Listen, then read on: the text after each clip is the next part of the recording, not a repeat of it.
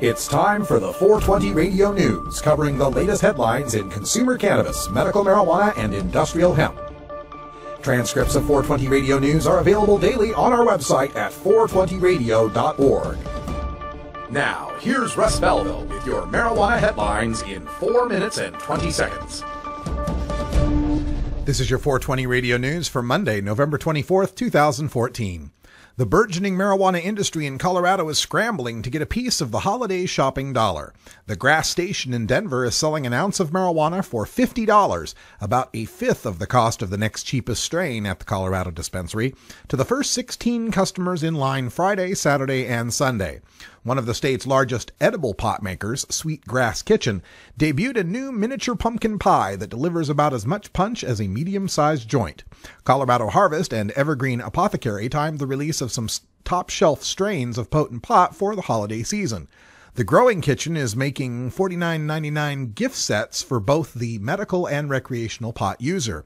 The sets include the edible pot maker's new Mighty Mint Cookie, a pot-infused confection new for the holiday shopping season, along with marijuana-infused salves for muscles that are sore from the ski slopes. Data provided by the Philadelphia Police Department to Philly 420 shows a sharp decline in marijuana arrests since a new decriminalization policy went into effect. But despite the change, some local residents are still getting handcuffed for weed. From October 20th to November 20th, just 20 of the new tickets were issued, 14 for possession and 6 for smoking in public. Possession of under 30 grams, about an ounce, results in a $25 ticket. Smoking it in public nets a fine of $100 and community service. There were still 72 arrests for marijuana in the last month, but that was significantly less than the same time period in 2013. This year in the same period, there were about Last year in the same period, there were about 320 arrests. Overall, that's a decline of 78%. City Council passed the decriminalization bill sponsored by James Kenney in June. It went into effect on October 20th. Marijuana advocates want to finally take their legalization drive to the Northeast, and they say the first state to do it there might be Maine. Pro-legalization advocates cite a pair of recent victories in municipal legalization drives: Portland, the state's largest city, in 2013, and South Portland, its fourth largest, this month. Maine supporters are already crafting the ballot initiative for the 2016 election, according to David Boyer, a Falmouth resident and political director for the Washington-based Marijuana Policy Project. The petitioners will need to collect about 61,000 signatures to get the item on the ballot, according to the state constitution.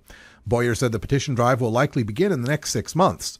National advocates are also targeting Massachusetts for a potential referendum in 2016. State legislatures in Rhode Island and Vermont could also take up the issue next year. The evidence seems solid in a marijuana case, but a personal diatribe against Michigan's medical marijuana law by an Upper Peninsula prosecutor spoiled the conviction, the state appeals court said. In a 3-0 decision, the court granted a new trial to Paul Heminger, who was convicted of growing nearly 24 pot plants in Alger County.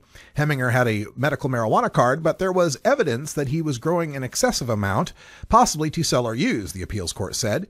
Nonetheless, his right to a fair trial last year was violated by the prosecutor's, quote, unfounded, irrelevant, and inflammatory statements, end quote, the court said in an opinion released Friday. Continuing, quote, the prosecutor's closing argument was clearly and thoroughly improper. The prosecutor embarks on a political commentary and a personal diatribe discrediting the law as a whole. She calls the act meaningless and suggests that those suffering from chronic pain are simply cheating the system, end quote.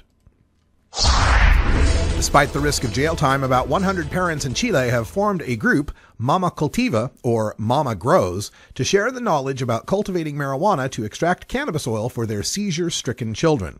In clandestine meetings, the parents exchange tips and listen to cultivation experts explain how to grow and reproduce plants. Bobadilla and most of the members grow marijuana in their backyards, even though they could face up to 15 years in jail for doing so. Chile allows consumption of the drug, but growing, selling, or transporting it is illegal. Approval to use the drug as medicine is hard to win and requires navigating a bureaucratic puzzle that most see as a waste of time. A proposal to decriminalize such use is making slow progress before the lawmakers. A mother said one dealer even tricked her into buying the male plant, which does not produce the prized oil. This has been your 420 Radio News for Monday, November 24th, 2014. I'm Russ Belville.